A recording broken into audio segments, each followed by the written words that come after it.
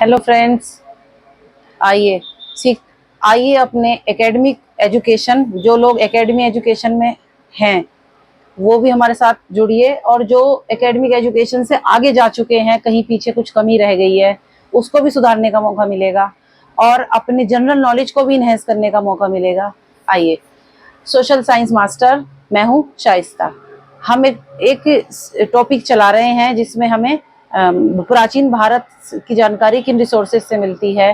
अब हमारा टॉपिक चल रहा है विदेशों से आए यात्री, जिसमें हम पहुंच चुके हैं जो लोग चीन से आए थे, चीनी यात्री, जैसे फाहियान है, इक्सिंग है। आइए इनके बारे में जानें, इन्होंने हमें क्या क्या बताया प्राचीन भारत के बारे में। फाहियान पहला चीनी यात्री है फाहियान, ये इंपॉर्टेंट नाम है। इनके लिए अलग से भी क्वेश्चन पूछ लिए जाते हैं। सबसे प्रसिद्ध चीनी यात्री कौन सा है? फाहियान। आइए फाहियान को देखें। यह चीनी यात्री गुप्त नरेश, यानी उस समय जिस समय फाहियान भारत आए उस वक्त कौन राजा थे, कौन सा वंश चल रहा था? गुप्त नरेश, गुप्त राजा थे नरेश चंद्रगुप्त द्वितीय। ये भी एक बहुत प्रसिद्ध शासक हुए हैं। चंद्रगुप्त द्वितीय के दरबार में भारत आया था। इसने अपने विवरण में, यानी इन्होंने अपने यात्रा वृत्तांत में मध्य प्रदेश, जो आधुनिक मध्य प्रदेश है, वो उस समय कैसा था उसके बारे में, हमें उसके समाज और संस्कृति, वहां का क्या कल्चर था, उसके बारे में इन्होंने वर्णन किया है। इसने मध्य प्रदेश की जनता को सुखी, यानी वो लोग उस वक्त सुखी थे, और समृद्ध, यानी उनका जो जीवन है बहुत ही अच्छा था। नेक्स्ट है संयुगन। यह 518 ईस्वी में भारत आया। इसने अपने 3 वर्षों की यात्रा में, 3 साल की यात्रा पे आया था ये भारत में। 3 वर्षों की यात्रा में बौद्ध धर्म, उस समय बौद्ध धर्म भारत में काफी प्रचलित हो चुका था, तो बौद्ध धर्म की प्राप्तियां, उनके जो दस्तावेज थे, उनकी जानकारी वगैरह लेने, ये इकट्ठी करने आया था। वेनसांग, वेनसांग यह हर्षवर्धन के, किसके शासनकाल में आए? हर्षवर्धन के शासनकाल में भारत आया था। वेनसांग 629 ईस्वी में, 629 ईस्वी में चीन से भारतवर्ष के लिए प्रस्थान करता है, और लगभग 1 साल की यात्रा के बाद, चीन से भारत पहुंचने में 1 साल लगा, फिर 1 साल के बाद पहुंचता है कपिशा। उस समय भारत का एक क्षेत्र होता था, एक राज्य था कपिशा, 1 वर्ष में वहां पहुंचा। भारत में लगभग 15 वर्षों तक ठहर कर 645 ईस्वी में चीन लौट गया। लगभग 15 साल तक रहा वेनसांग। वह बिहार के नालंदा विश्वविद्यालय, नालंदा विश्वविद्यालय का नाम हम आज भी सुनते हैं। आज भी ये इतना प्राचीन विश्वविद्यालय था कि उस समय भी इसका इतना ज्यादा महत्व होता था।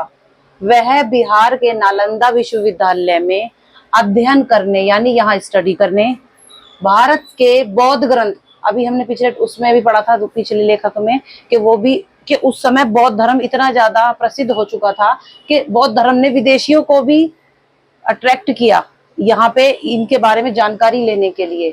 तो भारत से बौद्ध धर्म एकत्रित करके ले जाने के लिए भारत आया था, नालंदा विश्वविद्यालय में स्टडी करने, और बौद्ध धर्म को बौद्ध धर्म के जो ग्रंथ थे उनको कलेक्ट करने के लिए आया था।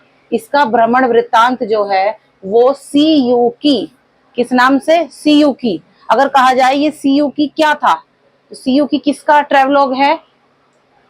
हेनसांग का। अब सीयूकी के में हमें क्या जानकारी मिलती है, तो हमें पता होना चाहिए सीयूकी हेनसांग का ट्रेवलॉग है, यात्रा वृत्तांत है।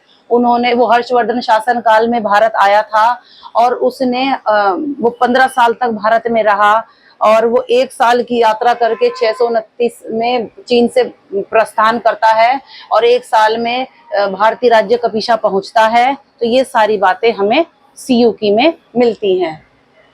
अब सीयूकी में लगभग 138 देशों का वर्णन मिलता है। इसने हर्षकालीन समाज, धर्म, राजनीति। जैसे ये हर्षकालीन समाज में आए हैं तो हर्षकालीन के जितने भी टॉप बातें होती थी, जैसे उस टाइम समाज कैसा था, राजनीति के क्या क्या तरीके थे, इनके बारे में जानकारी मिलती है।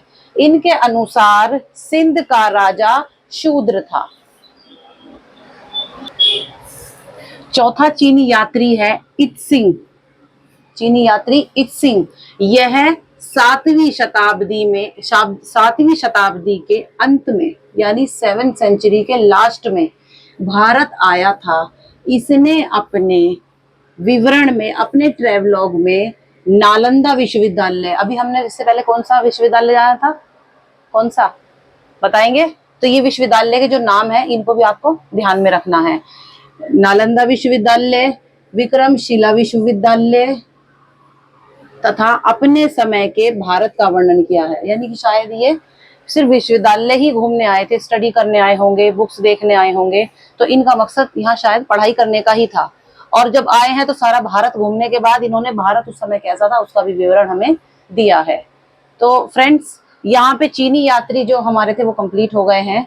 अब चीनी यात्रा तक, यहाँ तक आपको समझ में आ गया होगा। इन नाम को लर्न करना है, इनके जितनी भी इंफॉर्मेशन मिली है इसको आपको सही से लर्न करना है।